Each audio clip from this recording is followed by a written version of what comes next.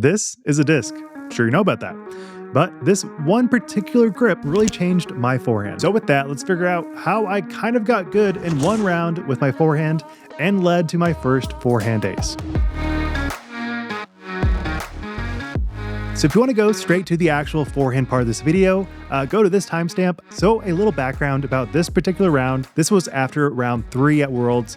I had been walking so much. I think I said in my video, 11 miles this particular day.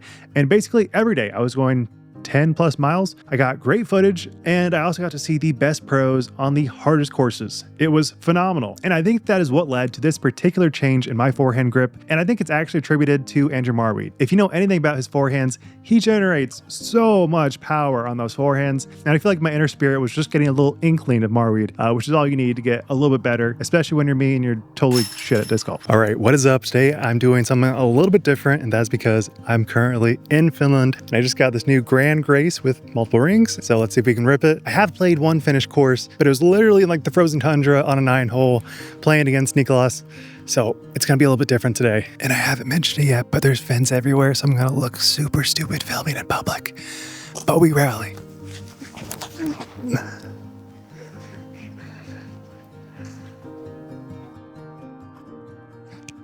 Oh, I slipped.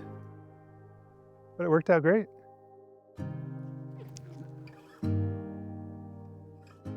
I was pretty fluffed.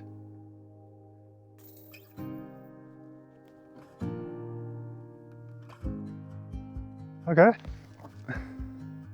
And before we get to the round, I have an early Black Friday deal. So if you use code BF25 on my site, wildrunsdiscgolf.com, you can get any item on my site for free with the purchase of one of my disc golf bags. I love these bags. I think you will definitely not regret it. And you get a free item along with that. So with that, back to the video. Oh, you can't tell. People down there, they have been playing decently fast. Pace of play after a Worlds round, not the quickest, because I think there's a lot of people playing right now. There's something about when you're so tired and you're traveling, just getting in bed, and then the bed doesn't even have AC. The bed doesn't have AC. It's terrible. I never knew that was like something I cared about that much. But then you don't have it, and you're just like, I'm gonna lose my mind, especially when trying to edit until 4 a.m. last night. Oh, so much hyzer. Oh, wow. Yeah, slippery tee pads are no joke.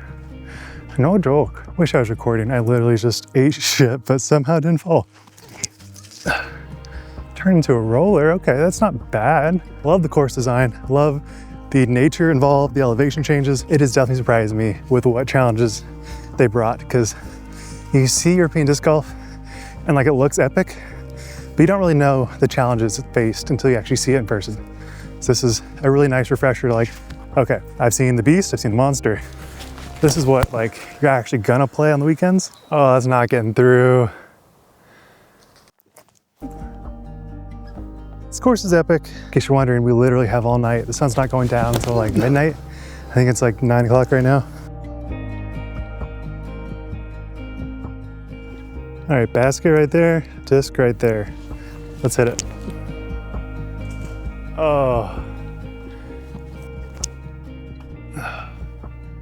Now, you ever have those moments where you're like, okay, this grip is gonna change everything. I'm feeling the one finger grip right now on this forehand. Let it rip. So here's the tip. It's nothing crazy. Just one finger, curve it a little bit, put it on the rim, and put your thumb right over it on the flight plate. That's it. I think I'm doing something a little bit more exaggerated with my follow through on these forehands, but basically that's all you gotta do. Silas just posted a video saying this. Snap is not like important at all. It's kind of just the combination of me gripping it pretty tight and having some like good, lag. That one didn't even have snap, I'm not gonna argue with somebody that has some of the best form in the game, so he knows what he's talking about. But for me, this felt good, felt comfortable, and I feel like a repeatable, comfortable form is what I want in my game, and it's probably what you want. And it allowed me to generate a lot of power, a decent amount of consistency, and it was that one mindset shift I could go on every tee pad and be like, okay, here's what I need to do. Just a singular thought about what my finger needs to do, and the rest will come into place. That felt clean. I felt like that was clean. So in conclusion, I'm delirious, it's fine. This round's probably gonna be scrapped anyways. Was the one finger grip better? Kinda. I feel like I got a good snap. I also felt like it came out very clean. I feel like I keep doing this thing where I like flip my fingers up and the disc goes like on hyzer and super nose up when I don't want it to. So I think one finger kind of eliminates a little bit of that friction. All right, so I made it decently far, but you know how I said that one finger grip felt better? Gonna have to put it to the test right after that because I have another 350 to 400 foot forehand. We're going imaginary disc for my plant foot, but all right, let's do this. Oh, that was clean. That was so clean. And I got a nice flick. Flick on them, all those haters that said I couldn't do forehand. I know you exist. You're not a figment of my imagination. Flicking on them. All right, I actually can't believe it. This is like, for real, a pro level hole, and I had controlled back-to-back forehands in the woods. Hole 7, 94 meters. Another forehand dogleg right, but we're going one finger grip, boy. Oh, it's clean. It's clean.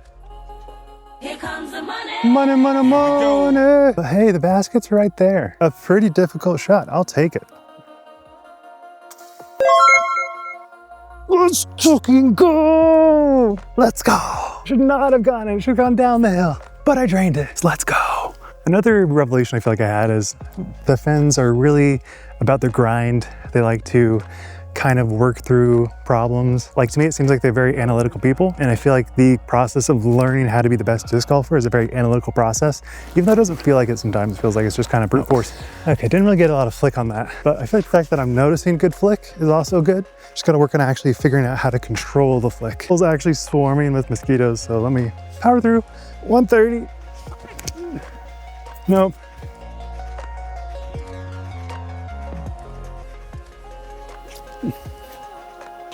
Man, this is the closest I've ever considered to quitting in the middle of a round, but we will prevail. Hole 10, dogleg right again. One finger forehand, it never ends. 88 meters. In Finland, we say meters. Okay, there was a person there. That would have been bad. We're clear. Okay, it's a lot tighter than I first thought.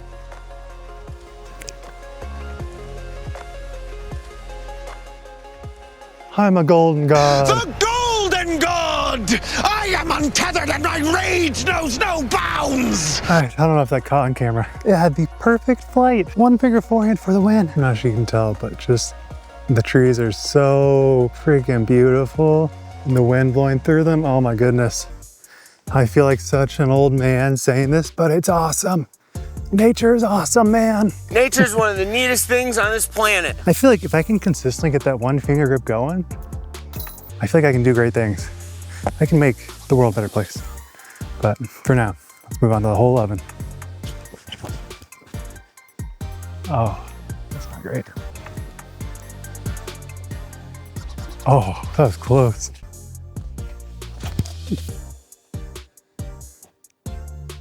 That was a slip, but we are up there.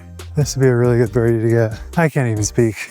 Not wild runs, you get timid runs. That's what I've always been about, timid runs. Let's go. There we go. This is the wild runs video where we talk about frisbee golf and we get freaking bogeys on every one of these holes. But man, that one finger grip though, kind of cooking. Oh, there we go, money. Let's go. One finger grip doing things. You might be there wondering to yourself, why are we getting timid runs? I was up since 4 a.m. editing and this round is taking forever. Like, I love disc golf, don't get me wrong, especially in a new country. When you have backups, every single hole kind of ruins the spontaneity of it. Okay, so we're gonna go flip up forehand again, see if we can get up there. Okay, that's a bomb. Is that not a bomb? Okay, I wasn't even close to the basket. Okay, Siri absolutely just gut checked me. Not quite a rip, but I'll take it. Let's try to do a vlog putt. So that makes it look so easy. The basket. There we go. All right, timid runs. Let's see your backhand. 109. Not that right, you dingus. All right, I'm super bad manners here. Like a lovesick crackhead. So I said the card in front of me, I didn't want to play through. But then they threw it and they kind of shanked their drive, so I was kind of scurried past them. And the next hole, there's a 4 card. So I'm gonna have to meet them again. And like, just the finished English translation just doesn't go well. And I started talking to some Finnish players and we finished the round together, but I knew at this particular moment, I could showcase, can I actually do this under pressure? And this is what happened. It might not look phenomenal, but this was such a good sign of success. That's nice. And proof that I can do it under pressure. And what's even better is that we talked for about 30 minutes as they drove me home and I did not have to take the bus. Super grateful. Love these Finnish guys. I don't know their names. I don't know who they are, but they were super clutch and made my entire night so much better. So after the fact, you may be asking, well, did your forehand game actually get better? Yes. Yes, it did. And while I did not get footage of it, it led to my first forehand ace ever on this uphill 170-foot shot. I know the distance is not great, but it was a straight shot right into the chains on an uphill. I thought it was so funny because I wasn't even trying to generate that much power to get to the basket. I was just using that grip on the same trajectory that I did all video, and it just went dead center into the chains. And I was like, okay, yeah, I'm better at disc golf. Cool. So did it radically make me a better tournament player? No, still pretty much garbage at that. But one more thing to know here before I end the video is that it may not work for every disc. I think forehands in particular are so much more sensitive to your particular finger grip. Like this disc, it may feel like a normal disc, but the forehand just feels like a little bit too narrow. Other discs may feel too deep. So you really need to experiment with what discs work for you. Because my favorite backhand drivers feel like they would lend themselves to great forehand, but the grip just does not feel comfortable whatsoever. And so I just can't use it for forehands. So kind of experimenting with what works for you is crucial to this process of redeveloping your finger grip and what feels good for you for a consistent flight pattern that still gets good snap. And I would love to know what you guys think. If there's like a one tip that kind of revolutionized your forehand game, I would love to know, because people are bombing forehands. I might think I'm decent, but people throw twice as far as me with forehands. So I know I still have a lot to learn. This is a kind of sensitive topic because I don't do form and technique videos.